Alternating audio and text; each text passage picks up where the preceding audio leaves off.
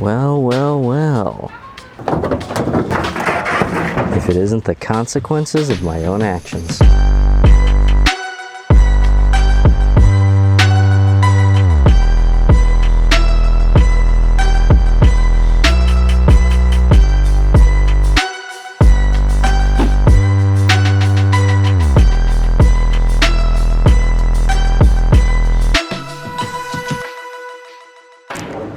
You know, it may surprise you to hear, for all my tinkering, I'm actually not at all a car guy. But if you saw in that last video, all that weight that I'm chucking in the back right corner of the bed, that was more than enough motivation for me to figure out at least how to take the bed out of my truck. For years, I've been parking my truck in this spot where there's this slight tilt that causes water to pool up in that corner.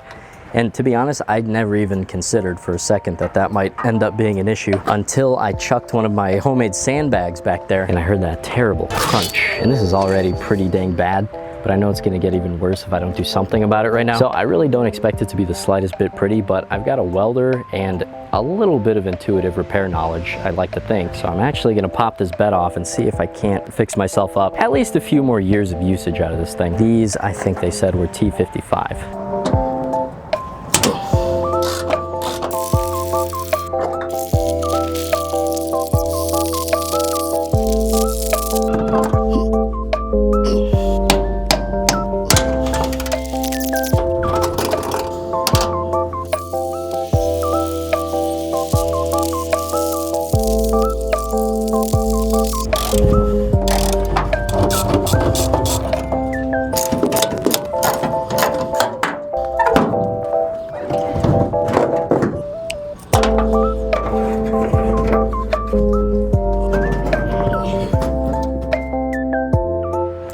Man, it really is way worse under there than I imagined. The support beams and everything. Looking back, it's actually hilarious. I really thought I was about to pop this off, flip it over, cut a little piece out, weld a little piece in, put it back on, and that'd be done. It's easy, I'll be done.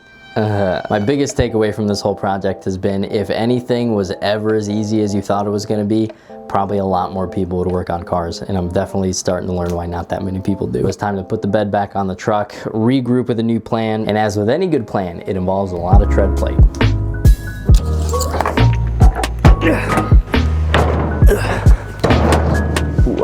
That's not so bad.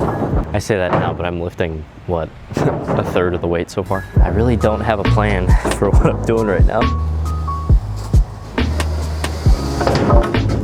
Well.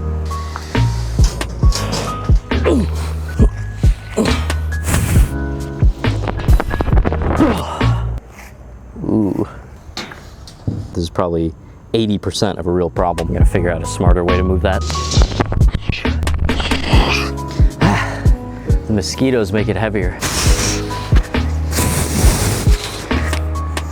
This is horrible.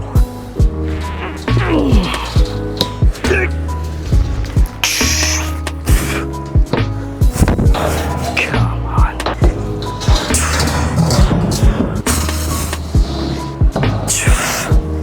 All right, I'm done.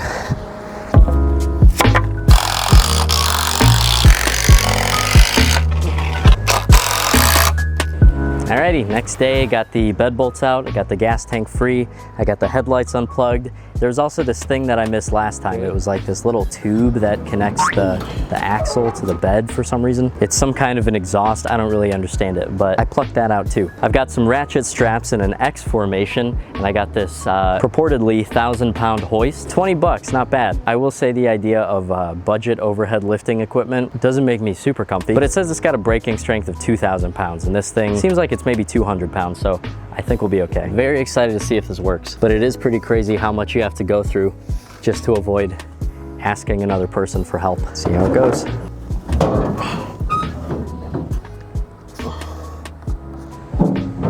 Scared it's gonna bump into the window. Would you jump in the truck and slowly pull that way? Have the windows open and slowly pull forward, okay?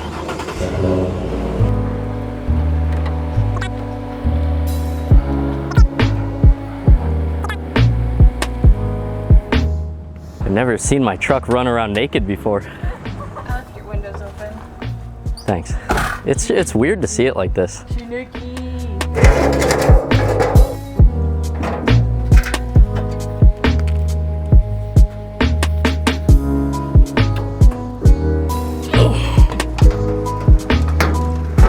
reached the point in the project where there's not really anything else that I can do that's not permanent, which is when that paralysis through analysis really kicks in, because I'm just so scared of messing something up permanently. But I gotta do something. I wanna break through this. So at the risk of doing something really bad right now, I'm just gonna go ahead, I'm gonna push through, I'm gonna do something. You'll either see me mess something up really bad or do something pretty cool. So either way, I think it'll be interesting to watch at least. Oh boy.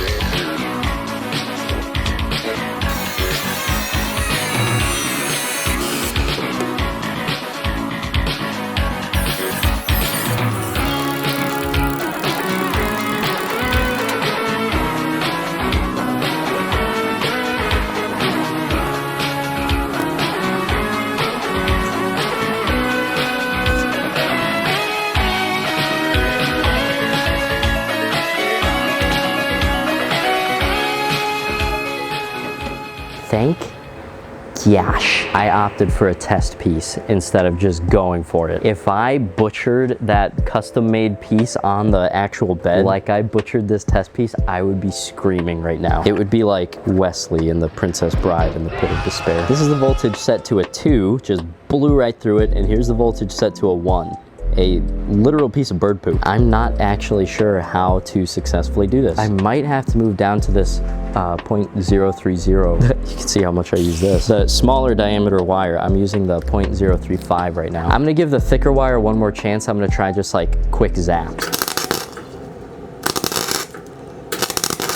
All right, after a couple days of experimenting, I think I found what, for me and my purposes at least, is a usable formula for flux core welding this super thin sheet metal. And obviously that's nothing to ogle at, but if you ask anybody who knows what they're talking about, pretty much everyone will tell you, don't even try flux core welding sheet metal this thin. It's way too hot, you're gonna blow right through the material, it's too dirty. So considering that stuff, I'm pretty darn happy with that. If I could get this on the actual piece, I would be more than happy. I'm gonna give it a try and show you guys how it goes.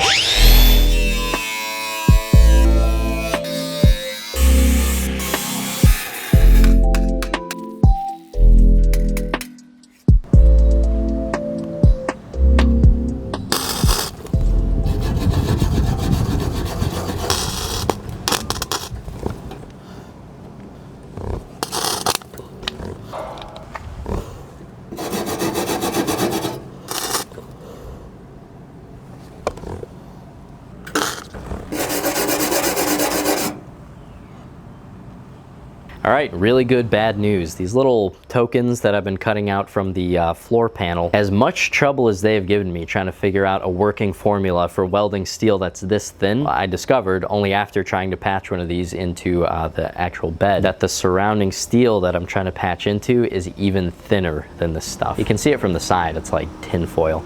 This was almost impossible for me. I absolutely can't do anything with that stuff. So yeah, it's bad news knowing that I'm not gonna be able to make this weld work, but it's also very good news because it tells me that I don't have to keep on trying to make this work. I can move on to some kind of a plan B. You might not like the plan B I come up with, but it's my truck, sorry.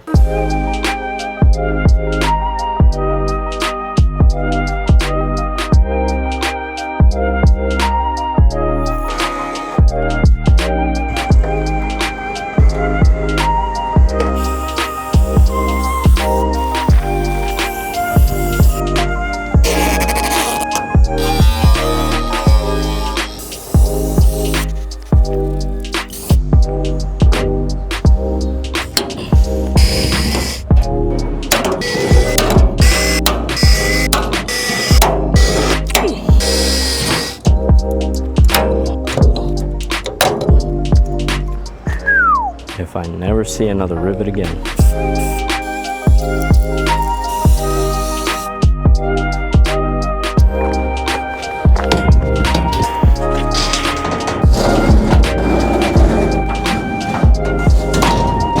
Looks fine here. A little too snug right there. Really scraping the paint on the way in.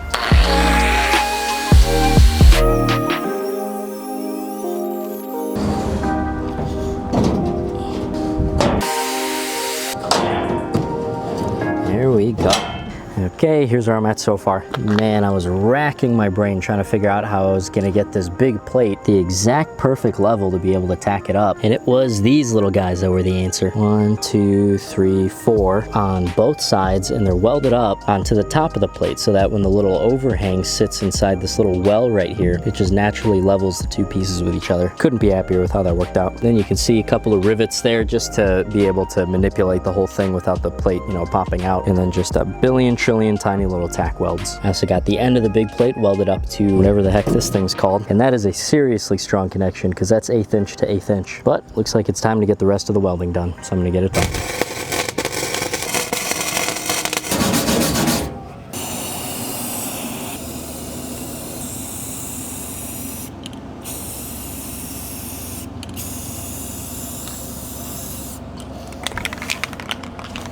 Alrighty, well, it's part 1 in the bag. The build's actually already finished and it's nice. I know I said in the beginning of the video, I'm not really expecting anything nice.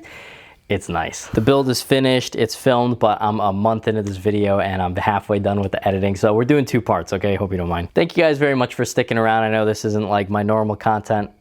I don't know why I still say that. I don't even know what the topic of my channel is at this point. It was kind of like an episode of Odd Jobs, huh? I don't know if I'll call it that. Those don't really get any views, but yeah, thank you guys for sticking around. Part 2 coming real soon. Thank you very much for watching. Talk to you later. Bye.